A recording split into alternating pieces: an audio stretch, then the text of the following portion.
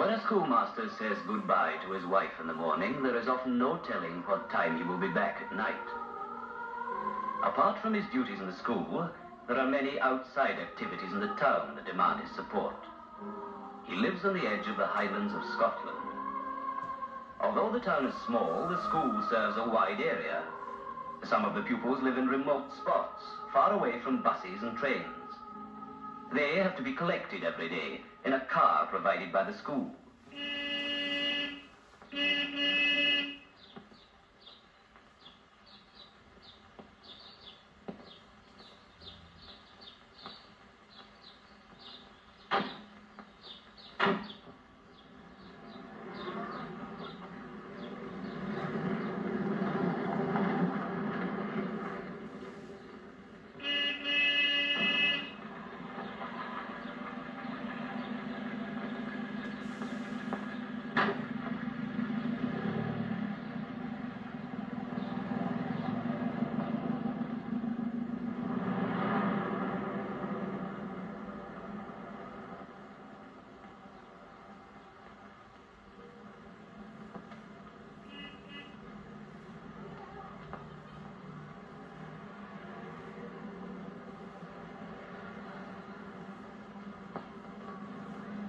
The day's work often begins before the hour prescribed, for he is never off duty outside the home. Some boys may have time to kill on the way to school. Some boys can't kill time quietly. They must be told, and are told in a few trenchant phrases, that even out of class their behavior should be a credit to the school.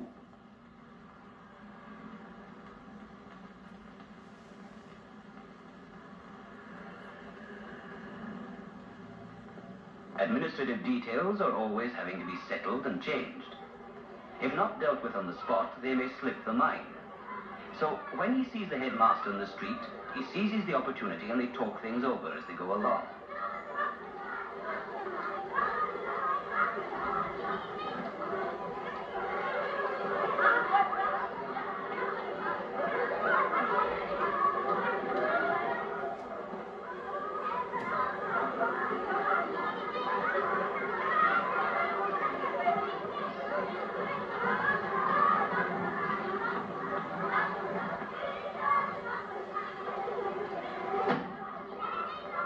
Before the whistle goes, pupils have a last chance to work off surplus energy and exuberance.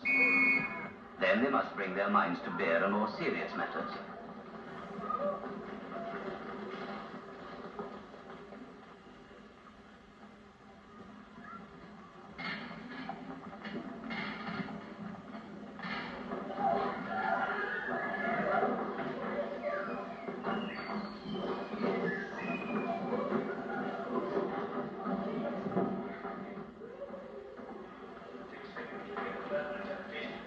Yes, that is some idea of the story. Yes. Well, I'll see that. But I'll see lunchtime next.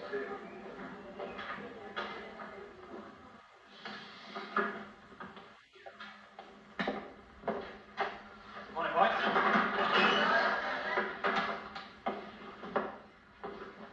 Eyes closed. Our Father, which art in heaven. The morning starts with a short prayer, calling for a blessing on the day ahead. Will be done in earth as it is in heaven. Give us this day our After prayers, they get down to the day's work. Most of our teachers' job is straight class teaching. Today, geometry is the first period, and he opens with a problem based on last week's work.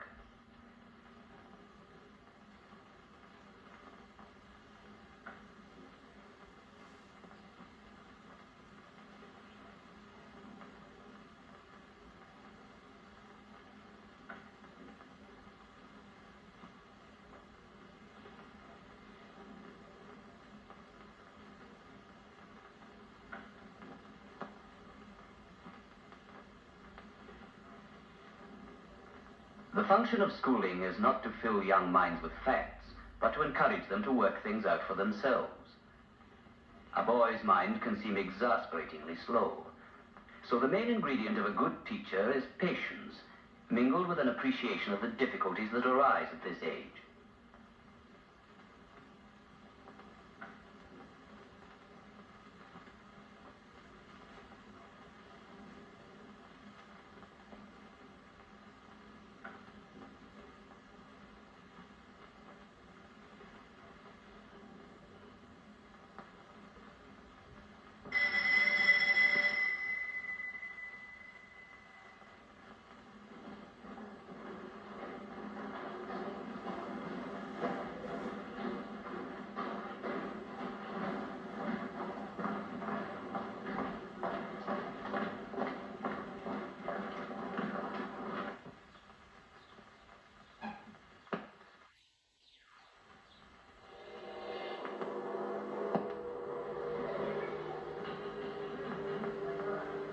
carpentry class provides instruction in the craft and takes care of running repairs around the school.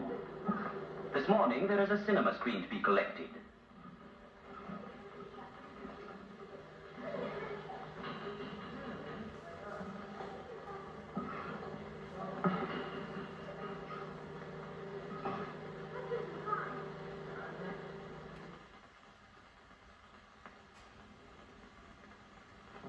In most schools today, teaching is backed up by film shows.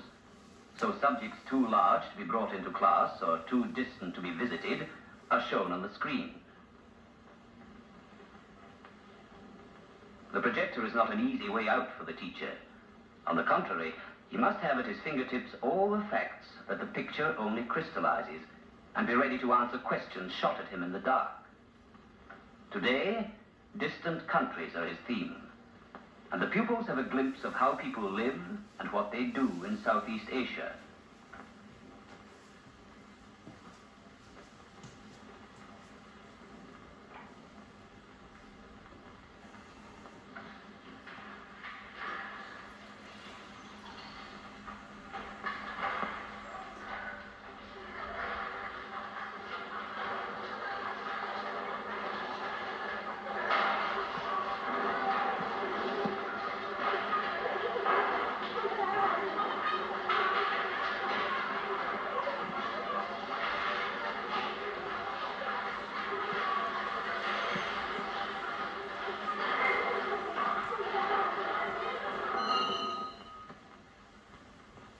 A short traditional grace prefaces the midday meal.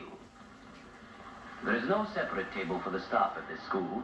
Teachers sit among pupils and join in their conversation. When eating, all the school meets on equal terms.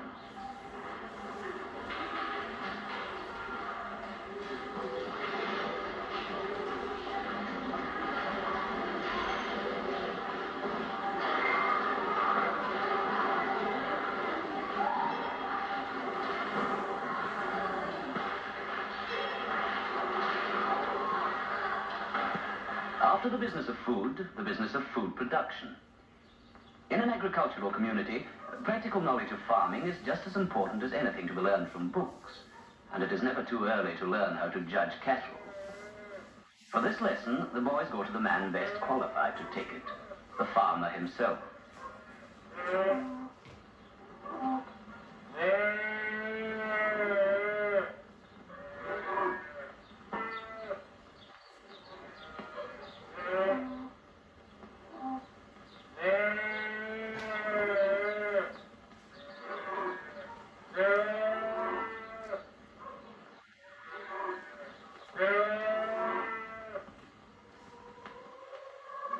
And when he gets home in the evening, there is still work to be done.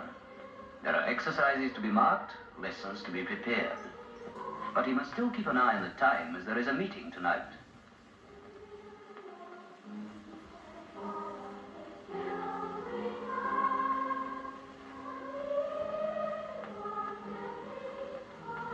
Once a month, parents go to school and meet the teachers to hear about their children's progress and have their queries answered. And the most suitable secondary course available here.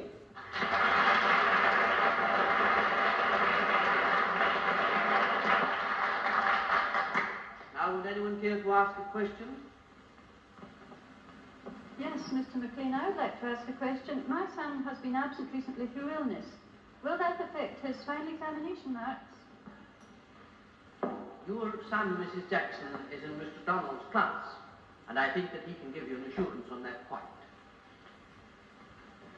Well, Mr. Jackson, as you know, we've been coaching your boy since he came back to school, and we hope that you'll see to it that he attempts all the additional work he's been given to do at home. I'll see to that, all right.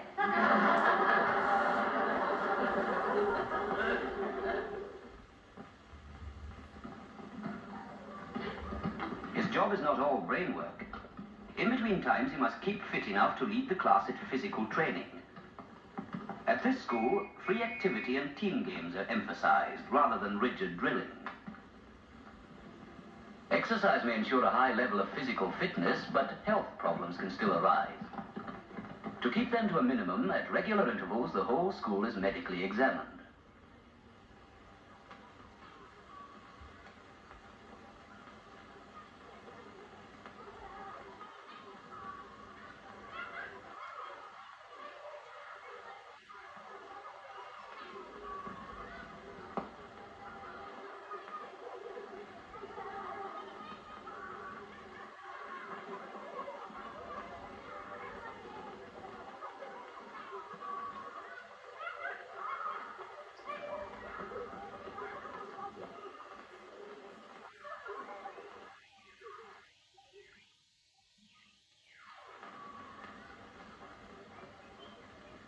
A break from classroom routine is always welcome, and many outside visits are planned. This afternoon there is a meeting of the town council. These boys are the citizens of tomorrow. Some of them may be town councillors. All will be voters. So they sit in and learn how the town is governed today. They hear the deliberations of the ordinary men from all walks of life whose opinions guide municipal policy. Well, Mr. Provost, if we ask the County Council to pay the rate of £100 an acre with the legal expenses of transfer and addition, the County Council won't be out of pocket. And the Treasurer will point out the piece of ground in question. Gentlemen, this triangular piece of ground here is the recreation ground that was recently acquired by the County Council for the use of the pupils of the junior secondary school. And the bit of ground in question Is the strip between the housing scheme and the recreation ground. It's really of no use whatever for houses.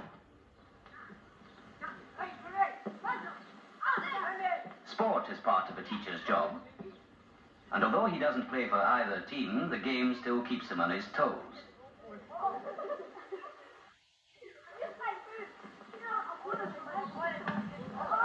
And when he wants to take part in a game himself, there's always the weekly badminton night with the other teachers.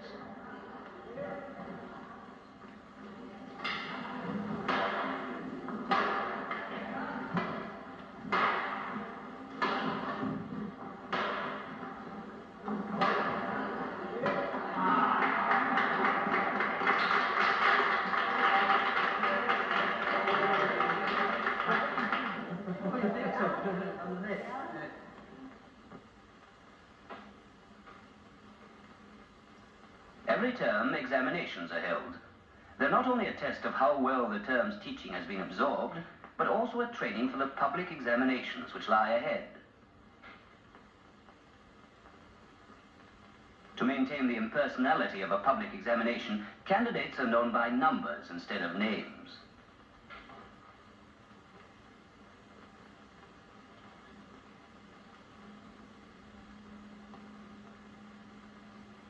The papers are sent to an outside examiner for marking, so the examination is a real test of ability and can't be influenced by personal considerations.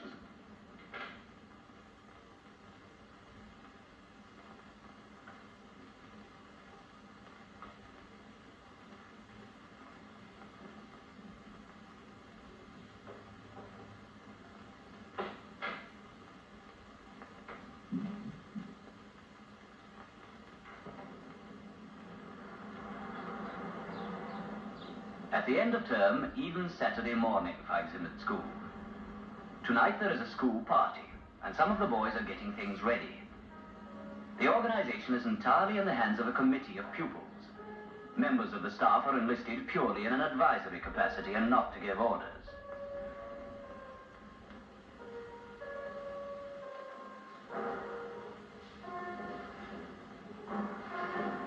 The cookery class is working overtime today too. And what better examination could they have?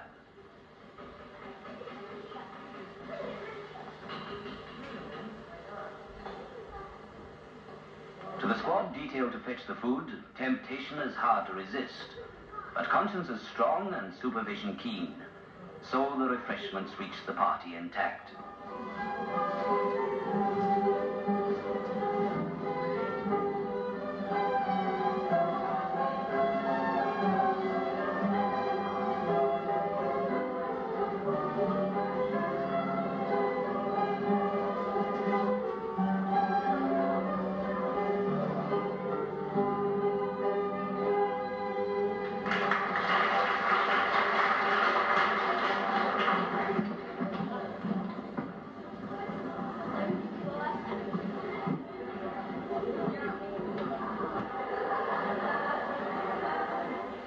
Even on a festive occasion, the teacher is not allowed to relax all the time, for no entertainment would be complete without his contribution. The boys who will be leaving this term, and those who still have terms ahead of them, will look back on evenings like this and remember the teachers whose influence helped to shape their characters.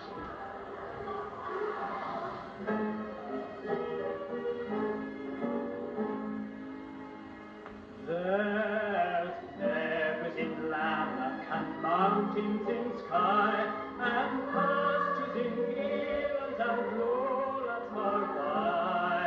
But the day greater luck that my heart would desire than to have the fine cattle in Bonnie Strathire.